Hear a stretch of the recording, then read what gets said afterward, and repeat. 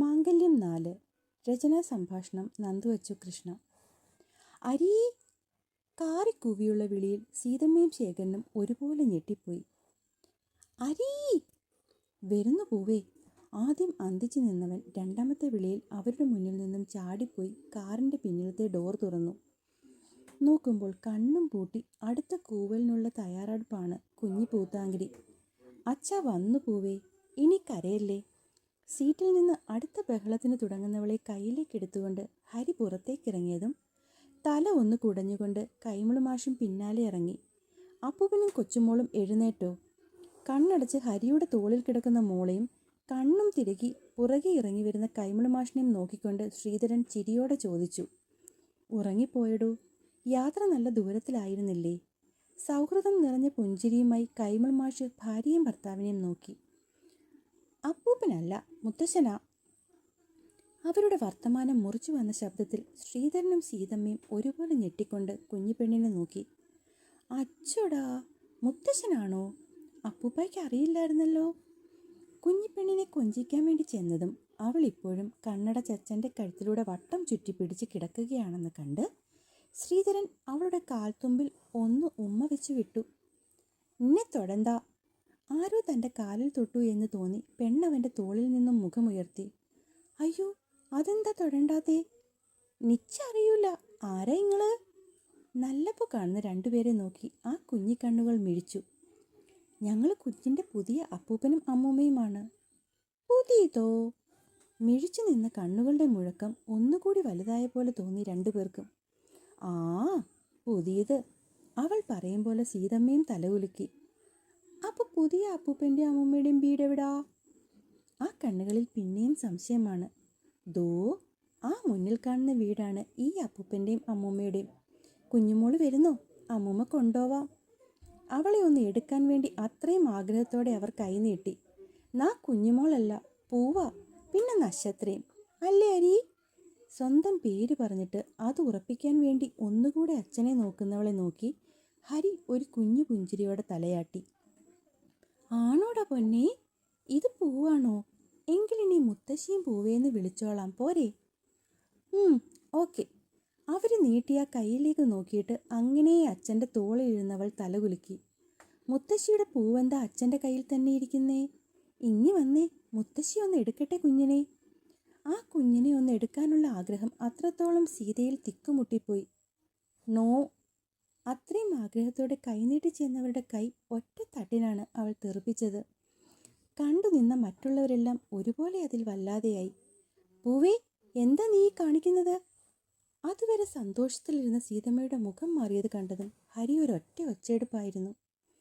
അവൻ്റെ ശബ്ദം ഉയരുന്നത് കേൾക്കാനിരുന്ന പോലെ പൂവും വലിയ വായിലേക്ക് കരയാൻ തുടങ്ങി. അരീ, ശു, എന്താ മോനെ കാണിച്ചത്? കൊച്ചു കുഞ്ഞല്ലേ, ഇങ്ങനെ വഴക്ക് പറയാമോ?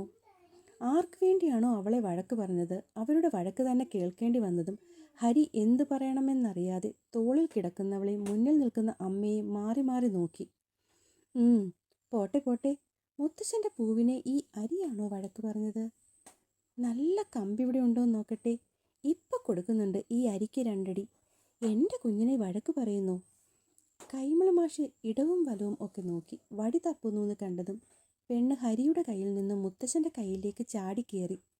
പിന്നെ 2 പേരും കൂടിയായിരുന്നു വടിതപ്പൽ. മുത്തശ്ശൻ്റെ കയ്യിലിരുന്ന് തപ്പിയിട്ട് ശരിയായില്ല എന്ന് തോന്നിയതും അവൾ ഉരുണ്ട് പിഴച്ച് താഴേക്കിറങ്ങി. മുത്തശ്ശ, ഇത് പിക്കല്ലേ? കയ്യിലെടുക്കാൻ പറ്റാത്ത ഒരു മടൽ എടുത്തുകൊണ്ട് അവൾ ചോദിച്ചതും, ആഹാ, അപ്പനെ തല്ലാൽ മടലും പൊക്കിക്കൊണ്ടുവരുന്ന മോള്.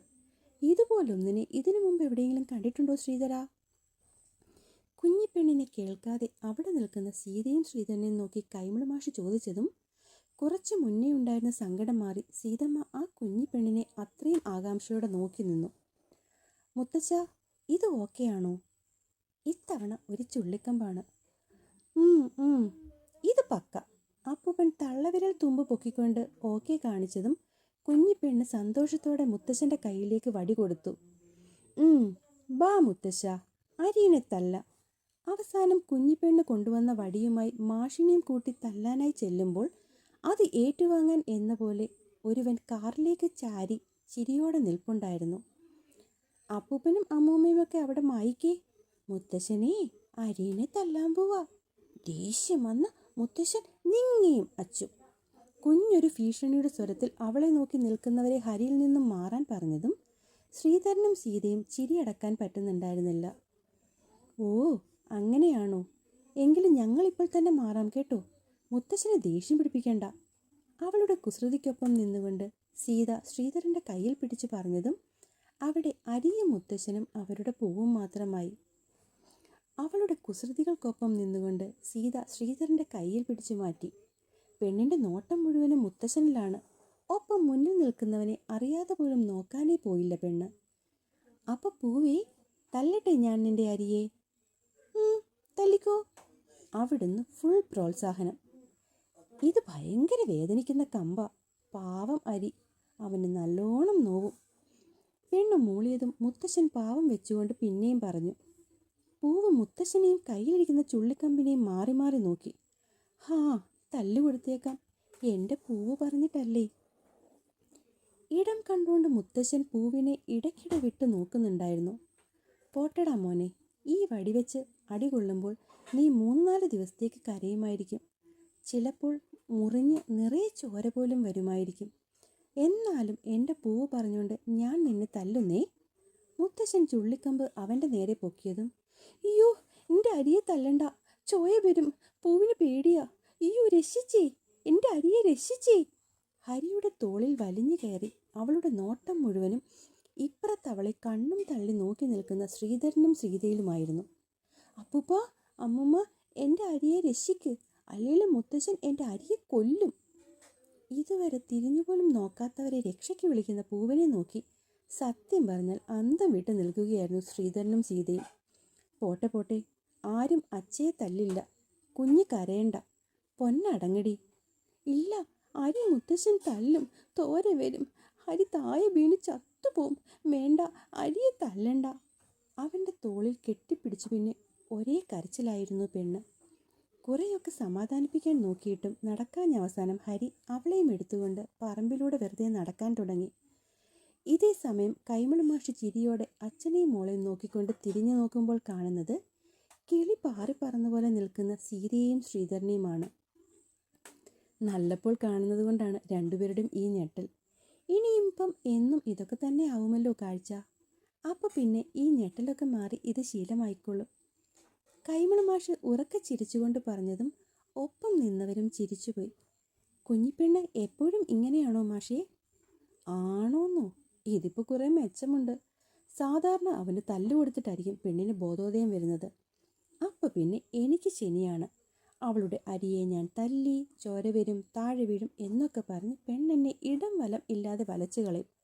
ആ ദുരിതം സഹിക്കാൻ വയ്യാത്തത് കൊണ്ടാണ് ഞാനിപ്പോൾ അവളെന്തെങ്കിലും പറയുന്നതിന് മുന്നേ തന്നെ അവളെക്കൊണ്ട് ഇങ്ങോട്ട് പറയിപ്പിക്കും അവളുടെ അരിയെ ഞാൻ തല്ലണ്ടാന്ന്.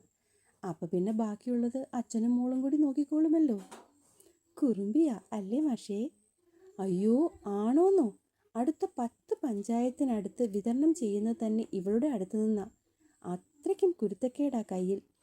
പിന്നെ ഇപ്പോൾ അമ്മയില്ലാതെ വളരുന്ന കുഞ്ഞല്ലേ, അതുകൊണ്ട് കുറേയൊക്കെ ഞാനും കണ്ടില്ലെന്ന് വിട്ടേക്കും. അത് പറയുമ്പോൾ അറിയാതെയാണെങ്കിലും മാഷിൻ്റെ കണ്ണൊന്ന് നിറഞ്ഞിരുന്നു. അത് മാഷേ, ഇവിടെ ഈ വീട് വാങ്ങാൻ വന്ന കാലം മുതലേ കൈമൾ മാഷിനെ അറിയാം. അടുത്തിടവേളയ്ക്കുമ്പോൾ ആ വീട്ടിലെ പുൽനാമിൻ്റെ കാര്യം വരെ മാഷ് പറഞ്ഞിട്ടുണ്ട്. അപ്പോഴൊക്കെ മനഃപൂർവ്വമായി മകൻ്റെ ഭാര്യയെ ഒഴിച്ചു നിർത്തുന്നത് ശ്രദ്ധിച്ചാണ്. എല്ലാ കാര്യങ്ങളും തുറന്ന് സംസാരിക്കുന്ന ഒരാൾ മനഃപൂർവ്വം ഒരാളെ മാറ്റി നിർത്തുന്നുണ്ടെങ്കിൽ അതിന് പിന്നിലെ കാരണം ചെറുതല്ല എന്ന് കരുതിയാണ് ഇത്രയും കാലമൊന്നും ചോദിക്കാതിരുന്നത്. അതെന്തായാലും അത്ര ചെറിയ കാരണമല്ല എന്ന് മനസ്സിലായത് വീട് മകൻ്റെ പേരിൽ മാത്രമാണ് എഴുതുന്നതെന്ന് പറഞ്ഞപ്പോഴാണ്. അതും അങ്ങനെയൊന്നും സംശയം തോന്നില്ലായിരുന്നു രജിസ്ട്രാർ മരുമകളെപ്പറ്റി ചോദിച്ചില്ലായിരുന്നെങ്കിൽ. മരുമകളുടെ പേരുകൂടി ചേർത്ത് പ്രമാണം എഴുതട്ടെ എന്നുള്ള ചോദ്യം വെണ്ടറുടെ ഭാഗത്തു നിന്ന് വന്നപ്പോൾ മകൻ്റെ പേരിൽ മാത്രം എഴുതിയാൽ മതി എന്ന് കടുപ്പിച്ചു പറയുന്ന മാഷിൻ്റെ മുഖത്ത് പറയാതെ പറയാൻ പറ്റുന്ന ഒരുപാട് ചോദ്യങ്ങൾക്കുള്ള ഉത്തരമുണ്ടായിരുന്നു. അതുകൊണ്ടാണ് സീത ചോദിക്കാൻ വന്നപ്പോഴൊക്കെ മനഃപൂർവ്വം അവളെ വിലക്കിയത്. പക്ഷെങ്കിൽ ഇപ്പോൾ മുന്നിൽ നിന്ന് കൈമൾ മാഷ് പറഞ്ഞപ്പോൾ ശ്രീധരന് ചോദിക്കാതിരിക്കാൻ കഴിഞ്ഞില്ല. ഹരിയും ഭാര്യയും തമ്മിൽ എന്താണ് പ്രശ്നം മാഷേ? നമ്മൾ മുതിർന്നവർക്ക് സംസാരിച്ച് തീർക്കാൻ പറ്റുന്നതാണോ? അല്ല മാഷേ, ഇതൊന്നും ചെയ്യാൻ പറ്റാത്ത കാര്യമാണ്. അതിപ്പോൾ പറയാനാണെങ്കിൽ ഒരുപാടുണ്ട് ശ്രീധര. മെല്ലെ പിന്നെപ്പോഴേലും ഞാൻ പറയാം. ഇതിപ്പോൾ ഒറ്റ വാക്കിൽ ഞാൻ പറയുകയാണെങ്കിൽ എൻ്റെ മോൻ അവൻ്റെ ജീവൻ കളഞ്ഞ് സ്നേഹിച്ചിട്ടും അവൾക്കത് പോരായിരുന്നു എന്ന് തോന്നുന്നു. അതാകും കൂടുതൽ തേടിപ്പോയത്. പലനാൾ കള്ളൻ ഒരു നാൾ പിടിയിലാവുമല്ലോ. ആയി. അതോടെ എൻ്റെ മോൻ തകർന്നു. ഇപ്പോൾ ഡിവോഴ്സ് കേസ് നടന്നുകൊണ്ടിരിക്കുകയാണ്. എന്നിട്ട് ബാക്കി അറിയാനുള്ള ആകാംക്ഷയിൽ ശ്രീധരൻ കയറി ചോദിച്ചതും ഇതൊക്കെ നിർത്തുന്ന രീതിയിൽ അയാളുടെ കയ്യിൽ ഒരു തട്ട് കൊടുത്ത് ഒന്നും ചോദിക്കരുതെന്ന് സീത കണ്ണു കാണിച്ചു. അതൊക്കെ വിടുമാഷേ. ഇതിപ്പോൾ പുതിയ വീട്, പുതിയ നാട്. നമ്മുടെ ഹരിമോൻ്റെ ജീവിതത്തിലേക്ക് ഒരുപാട് സന്തോഷം വരാൻ വേണ്ടിയാണ് മാഷ് ഇവിടെ തന്നെ എത്തിയത്. അതുകൊണ്ട് ഇനി മുതൽ ഇത്രയും സങ്കടമുള്ള കാര്യങ്ങളൊന്നും വേണ്ട കേട്ടോ. വല്ലാതെ ചൂടുപിടിച്ചു കിടന്ന അന്തരീക്ഷത്തെ പുഞ്ചിരിയുടെ മേലാപ്പിൻ്റെ തണുപ്പ് കൊണ്ട് സീത പെട്ടെന്ന് തന്നെ മാറ്റി നിർത്തി. ഈ നേരം ഇത്രയും നാളും കാണാത്ത പറമ്പും അതിൽ പറന്നുയരുന്ന പക്ഷികളെയുമൊക്കെ കണ്ടുകൊണ്ട് അച്ഛനും മോളും കൂടെ അവിടെയെല്ലാം നടക്കുകയായിരുന്നു. അമ്മേ, ഞാനൊന്ന് വേലായുധൻ ചേട്ടൻ്റെ കട വരെ പോയിട്ട് ഓടി വരാം. അമ്മയുണ്ടല്ലോ, ഞാൻ കുറുമ്പിക്ക് എടുത്തു വെച്ച കാടി അവൾ തട്ടിക്കളയാതെ ഒന്ന് നോക്കണേ. അത് എടുക്കാനും പിടിക്കാനും ഒന്നും നിൽക്കണ്ട, ഒന്ന് നോക്കിയാൽ മാത്രം മതി. പറയുന്നതിനൊപ്പം തന്നെ ഒരു ഷാള് കഴുത്തിലൂടെ വട്ടം ചുറ്റി അവൾ തൻ്റെ മയിൽവാഹനത്തിലേക്ക് കയറിയിരുന്നു. ഇപ്പം എന്തിനാ കൊച്ചേ വേലായുധൻ ചേട്ടൻ്റെ ചായക്കടയിൽ പോയിട്ട്? വാതിൽ വരെ എത്തി ശാരദ ചോദിച്ചു. ഈ മാസത്തെ പാലിൻ്റെ കാശ് നേരത്തെ ഇങ്ങ് വാങ്ങിക്കാം. അല്ലാതെ വൈദ്യുതിയുടെ അടുത്ത് പോകാൻ എനിക്ക് ആലോചിച്ചിട്ട് മറ്റൊരു മാർഗവും ഞാൻ കാണുന്നില്ല. അതൊന്നും വാങ്ങേണ്ട. രാവിലെ കൊണ്ടുപോയ കാശ് എൻ്റെ മോൻ എന്തായാലും വൈകുന്നേരം കൊണ്ടുവരും. വേലായുധൻ്റെ അവിടുത്തെ കാശ് വാങ്ങി നീ ആ സ്കൂളിലെ ഫീസ് അടച്ചോ. സ്കൂളല്ലമ്മേ, കോളേജ്. ആ, എവിടെയാണെങ്കിലും പഠിക്കുന്ന സ്ഥലമല്ലേ. അപ്പോൾ പിന്നെ ഇത്രയൊക്കെ ആഡംബരം മതി. മണിക്കുട്ടി തിരുത്തി കൊടുത്തത് ഇഷ്ടപ്പെടാതെ അവരുടെ മുഖം കനത്തു. ആ, അങ്ങനെയെങ്കിൽ അങ്ങനെ. ഞാൻ പോയിട്ട് വരാം. എടി പെണ്ണെ, ഞാൻ പറഞ്ഞല്ലോ പോകണ്ടാന്ന്. വൈകിട്ട് മോൻ കാശ് കൊണ്ടുവരുമ്പോൾ ഞാൻ അവൻ്റെ ഒപ്പം മഠത്തിൽ പൊക്കോളാം. രാവിലെ തൻ്റെ തലയിലടിച്ച് സത്യം ചെയ്ത മകൻ്റെ വാക്കിൻ്റെ ഉറപ്പിൽ അവരൽപ്പം ഗർവ് കാണിച്ചു. അത് കേട്ടപ്പോൾ മണിക്കുട്ടിക്ക് ചിരിയാണ് വന്നത്. പക്ഷേ അമ്മയുടെ മുന്നിൽ ചിരിക്കാൻ അവൾ മുതിർന്നില്ല. എന്തിനാ വെറുതെ? തൽക്കാലം ഞാനിപ്പോൾ വാങ്ങിക്കൊണ്ടുവരുന്ന കാശിന് നമുക്ക് വൈദ്യനെ കാണാൻ പോകാം. എന്നിട്ട് പിന്നെ വൈകിട്ട് അമ്മയുടെ മോൻ കൊണ്ടുവരുന്ന കാശ് എനിക്ക് തന്നേരെ. ഞാൻ ഫീസ് അടച്ചോളാം. നിനക്കപ്പോൾ എൻ്റെയും മോൻ്റെയും വാക്ക് ഒട്ടും വിശ്വാസമില്ലെന്ന് അല്ലേ? അവർ ചൊടിച്ചു. അമ്മയുടെ മോൻ്റെ വാക്കും പഴയ ചാക്കും ഒരുപോലെയാണെന്ന് എനിക്ക് നല്ലോണം അറിയാം. അങ്ങനെയുള്ള 1000 ചാക്കും കൊണ്ട് മേഞ്ഞ വീടാ ഇപ്പോൾ ഈ കാണുന്നത്.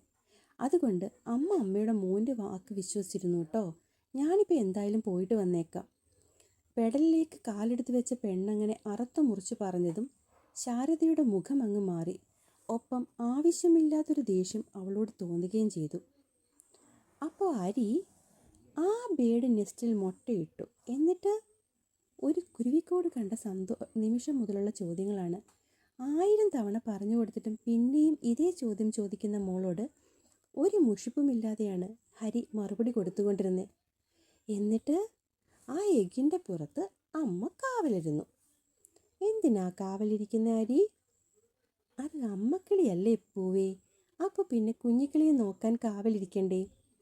പുഞ്ചിരിയോടെ അവളുടെ കവിളിൽ ഒന്ന് തട്ടി ഹരി ചോദിച്ചതും ആ കുഞ്ഞിക്കണ്ണുകൾ നിറയാൻ തുടങ്ങി. ഒപ്പം ചുണ്ടുകൾ വിതുമ്പാനും. എന്താ പൊന്നെ, അച്ഛയുടെ മുത്തെന്തിനാടാ ഇപ്പം കരയുന്നേ? പെട്ടെന്നുള്ള കുഞ്ഞിൻ്റെ കരച്ചിൽ കണ്ടവൻ പകച്ചു പോയിരുന്നു.